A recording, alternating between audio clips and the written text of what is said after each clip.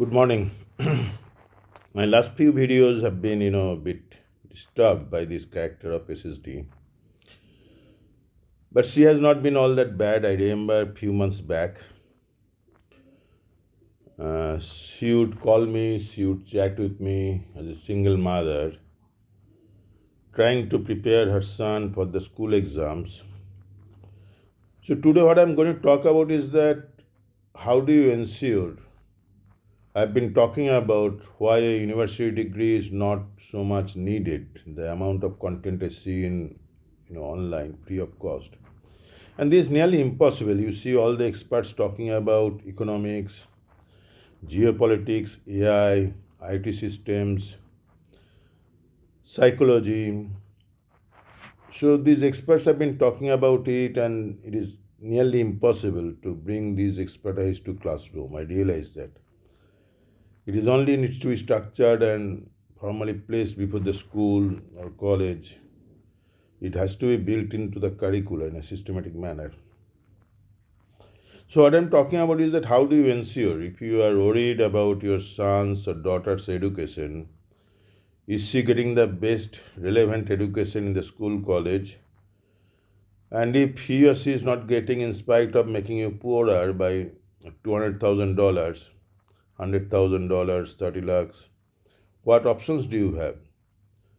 So this is a question which bothers me, bugs me. Even similar problem I also faced. What I'll also do later on is that how do you ensure communication skills and how do you ensure your child develops an inquisitiveness, curiosity to learn, curiosity to read. So this inquisitive intellectual curiosity that is very important. That part I will discuss. So what happened is that some 6 7 months back, one fine morning, one late evening rather, late night, this SSD character, she will, suddenly come back to me that I am at my wit's end. How do I teach Peter the chronology and the relevance of Third Panipat War?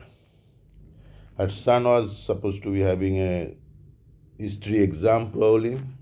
She must be teaching her son, Peter, a beautiful, lovely son, on Panipat War, and she was not able to make Peter understand the relevance of Panipat's third war or the chronology of the events. So she will come back to me at night, 12 o'clock, 1 o'clock, when there are other things in my mind. In the video chat, she will come with a very revealing nightgown without probably any inner wear. So definitely in that position, it was difficult for me to concentrate on Panipat's third war. But what made me realize that parents worry about students, their kids, sons, daughters' performance in school, tests, assignments. Those things SSD takes very seriously for her son. So she will come back to me that I am at my wit's end to make Peter understand relevance and chronology and significance of Panipat's third war. What do I do? Now, what do I say? My mind was looking at her assets, was thinking something else. The Her nipples were coming out from her gown, touching my lips in that video chat. She is so much disturbed, she did not realize that how does she look as she is doing a video chat with another professional colleague, talking about Panipat's third war, significance, chronology, relevance of Panipat's third war in Indian history. Anyway, I tried to advise her, and say that don't be too stressed, he will do good. And this happened. I'm saying that this happened in the night, 12 o'clock, 1 o'clock, and then morning, 5 o'clock, 6 o'clock again. I could realize that Peter had a bad night, could not sleep, poor chap, and poor boy. Her mother is making him understand the relevance, significance, and chronology of Panipat's third war. So, what I'm coming to today is that how do you ensure your son or daughter develop curiosity, inquisitiveness from an early age, the intellectual curiosity? One of the things I don't know, one of the things is that, and this is one why I was looking at data warehouse or even AI now going on, share. My only submission is share things with your son or daughter. Means you come across an interesting article, be it on economy, be it on how do they teach students in Europe, in Sweden, in Norway, in Singapore. How are the little kids taught? So any of those interesting videos, start sharing with your son or daughter from an early age. They always have this smartphone nowadays. They may be on WhatsApp, they may be on other Twitter and other. So it is important that you start sharing. He or she probably will not understand much of it, but don't worry. Start sharing. Little bit. It is something like you buy books and give it to him or her, your kid. Let him or browse the book. Kids have a curiosity. They will look at the books, they will look at the picture, they will try to read something, they will understand something, they will not understand many things. But keep on sending, keep on sharing good information with him or her from an early age, from 7, 8, 9, 10.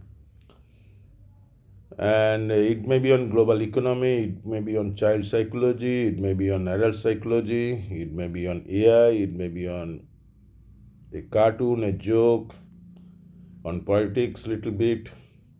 So it is important that you start sharing. How this is why I'll come to the topic data warehouse. If you look at it, that's the best. That the best. What should I say? Best analogy you have with is happening with AI now. There are two schools of thought in data warehouse. One was a Bill Inman and one was a Kimball, Ralph Kimball, probably. So there are two ways to develop a data warehouse. When you develop a data warehouse, do you try to keep the end goal in mind? That I am building this data warehouse thinking about these will be the future requirement of the data warehouse, and therefore let me try to develop the data warehouse by following this structure, what we call software requirement specification, software design and development. In the waterfall model of software design or IT system design, you have a need and requirement, and then you try to develop a system, data warehouse, or even AI system. Or the other one is that don't try to think about the need or requirement, develop it, because you don't know the need and don't know the requirement for which it will be used in future. That is very important. I felt that approach much better. So it is a continuous process. You don't try to specify for which purpose an AI will be used in future. You don't try to specify for what specific types of queries AI will handle in future. You just dump everything there, in a contextual manner. These are the two important things. You keep feeding information to your son or daughter and try to ensure that he or she is able to place it on top of what he or she already knows. So it is the contextually placing a new piece of information is very important. Get new information, share it with your son or daughter, and try to ensure as you do it, he or she is able to place this information contextually in the right place. It is something like, you know, keeping books in a library, the library catalog system. You have books, you have a number, you have topics. Where do you place which book? Which book is relevant for which areas, which class, which subject? Similarly, a piece of information needs to be placed in the right place so that your mind is able to recall that piece of information with other existing information that you already know, credible ones, and place it properly so that he or she is able to get contextually richer, and don't do it before the exam night or for a specific purpose. One of the things I always hated is a concept called syllabus. Many times you will think that how is this piece of information is relevant for his current syllabus? He or she may be studying in class 5, 6, 7, 8. My point is that get rid of that idea. Don't share anything bad or harmful. As a parent, you know that. And then whatever piece of information you get in your WhatsApp feed, in your browsing, in your reading, in your thinking, keep sharing those things with your son or daughter. The kids have remarkable grasping power. They have remarkable intellectual capacity. They have remarkable curiosity. They have remarkable, you know, honesty. They will try to read it, understand it, and then develop a culture with your son or daughter if he or she is not able to understand or discuss. Even if you are sharing a content of 20 minutes with your son or daughter, later on discuss, did she or he go through that content? Did he or she like it? Can he or she summarize that? So this is something I'm saying, that if you're trying to prepare, so this is how an AI system is also designed. In Google, if you look at it, Google dump everything. They have newspaper, they have books, they have journals, they have movies, they have music, they have video blogs, audio, video, drawings, paintings, speeches, everything. They have everything. So they are not limited to this area or that area. So get the content. There is enough good content. I'm always talking about good content. There is great examples of content I share in my Twitter feed. There is enough content. So this is something like when you develop an AI system, when you develop your child, don't think about the syllabus or curriculum, whether the piece of information you're going to share with him or her, would it be relevant for him or her in a class 7 literature, history, science, maths. Don't worry about that. If it's something a young boy or girl can understand, share it with him or her. Let him or her go through that, understand whatever she cannot understand. You are there to help him or her. So my point is it is important that parents keep on sharing good piece of information with their kids and develop a culture of discussion, develop a culture of nurturing inquisitiveness, intellectual inquisitiveness, encourage them to look at good things, great things, and taking it forward from there, because I have said that I don't value much of a university degree or that content richness, you cannot get it there. So whatever he or she is being taught through that curriculum or textbook syllabus, that will never be enough for him or her to place the information in a contextual area. So two pieces of thing I am trying to highlight again and again. Get content, get good quality material which may or may not be relevant for your son or daughter immediately as per his or her textbook curricula. But let him or her know that there is no harm in knowing more. There is no harm. I hate the syllabus this way. Let him or her know that. So, is it proper to share something on economics called GDP with a class 7, 8 boy or girl? Why not? He or she will not understand the first reading. But as you keep on doing it on the 10th reading or on 10th such materials shared, she will be able to understand the chart, the histograms, the curves, the line charts, the bar charts.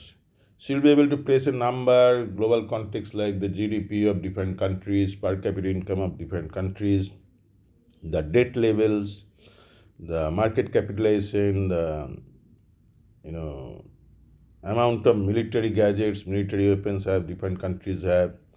So let him or her, your son or daughter, develop an understanding where the world stands in terms of economic power, in terms of you know military power, what types of psychology affects him or her. Let him or her know that. So this is very important. It is not that not going to school or college or not being part of a formal degree is not the solution. And you need to probably nurture, inculcate, develop, grow this inquisitiveness in your son and daughter from an early age. There is no, the point I'm trying to say is that we are flooding in an information overload. What I mean by that information overload means there is too much information available in the world. I'm not talking about bad information, or misinformation, disinformation. Good information. There's a lot of it. So this information, can it help in developing your son or daughter from his or her teenagers, early adolescence? Can it help? Can it develop some foundations? I believe it does, and therefore I will always encourage to not that you block him or her from using smartphone, WhatsApp, or Twitter or YouTube, but you try to encourage that he or she comes across some good quality information, good quality content, and which will always supplement, complement the textbook curriculum, and able to place the information contextually right. It is important, I always say, not only getting a piece of information, but contextually where do you place that piece of information. If I share some information on the unemployments in India, unemployment rates or the job prospects of a degree course, how do you place that information contextually? Why is it important? Let's say farmers' income, farmers' yield, crop yield. If you look at it, how the farmer gets per acre, per bigha, per hectare of land, how much rice, how much paddy, how much wheat does he get from per bigha, per acre, and on top of his costs, how much finally he keeps for himself, the income, the what he generates by his labor, but from his land, from his hard work of cultivation the land. So many of these informations will be relevant if you're coming from a farming background, if you're coming from any background. You get to know these information. These are relevant because these build the basic blocks of learning curiosity. Once you get your basic numbers right, understand the basic stats right, you will understand. Slowly your son or daughter will be able to understand what is a disinformation, what is a misinformation. She will be able to grasp those things, that there is something wrong in this curve or something wrong in this chart. This is misinformation, disinformation again. Why, with what purpose this is being circulated? Whoever circulates a misinformation, disinformation, he or she or they have a motive also. They want to present you a rosy picture which is not so rosy. They want to present somebody in a negative shape which may not be so negative. So, what I am suggesting here today is that ensure your son or daughter gets good quality content from you. Ensure you discuss about those content in the early few months to develop that inquisitiveness in him or her. And don't do that like SSD asked me some time back, that how do I let my son understand the chronology, significance, relevance of Panipat's third war. That is the minimum part. You need to go beyond the school classroom curriculum and look for some historical evidence from an youth. And second thing I'll highlight is textbook content, slides vis-a-vis YouTube content. I think YouTube content is much more relevant. Once you see something, or they say if you show, you remember it. If you lecture, you don't remember it. So the YouTube content is very good. I think YouTube content is excellent for education purposes. They explain things more elaborately, nicely, greatly. The speakers are great. Listening to the speakers helps your communication skills. Uh, so I will again highlight that as they have gone for data warehouse build up, AI build up. Similarly, your son and daughter, if you want to build up that similar system in your child, like an AI system in your child, keep on sending him or her information, have a monitoring mechanism, discuss, debate, and let him be more and more exposed. Then he or she will be herself interested in that. It is not like completing an assignment, submitting an assignment. That is redundant, that is secondary. It is knowing, it is understanding, it is thinking. The knowledge part of it is more important. With that mindset, if you approach, I believe that the school education, college education, formal university education, school education is important. Much of the college education, university education will not be necessary, and you can supplement that with better quality content. The student can supplement himself or herself with better quality content in a structured, systematic manner. Two places which is again I am repeating last, knowing something and knowing something in what context. This knowledge helps me to expand my knowledge, understanding, my analysis in which other fields of the study, what are the related areas.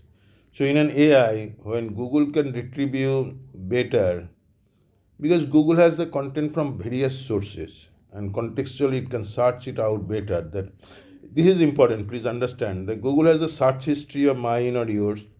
So Google knows this man, why this history also matters. So Google knows what this man may be looking for when he's searching same keyword vis-a-vis another person. So Google can, it is something like matchmaking between a customer, it is a somebody who is seeking information vis-a-vis someone who is providing information. The last part is that very important. I think Google's motto: organize the world information and make it relevant for the mankind. So Google's motto statement, I believe, when I did the case study on Google back in 2004-5, it was similar, and I think Sundar Pichai was highlighting that piece of information again. Organize the world's information and make it relevant, suitable for mankind, searchable, easily usable for mankind. Sometimes I'm not quoting verbatim, but this is a huge goal. How can you organize the world's information and make it usable for mankind? Similarly, how can you organize the world's information and make it usable for your son or daughter, for your students? That's the purpose of education. Organize the world's information and make it suitable, usable, relevant for the young person, young boy or girl, and learn him or her how does the world's information available, make him understand things better, have an inquisitive mind, curious mind. So this is all I have to say today. So it is not that, I'm sorry if I've been talking a lot about SSD. She used to ask me, how can she make her son understand before the exam night Panipat's third war, the relevance and significance of that? Peter will not understand. Peter is a great, smart, intelligent boy. But it is something again wrong the way SSD teaches. SSD need to teach her better.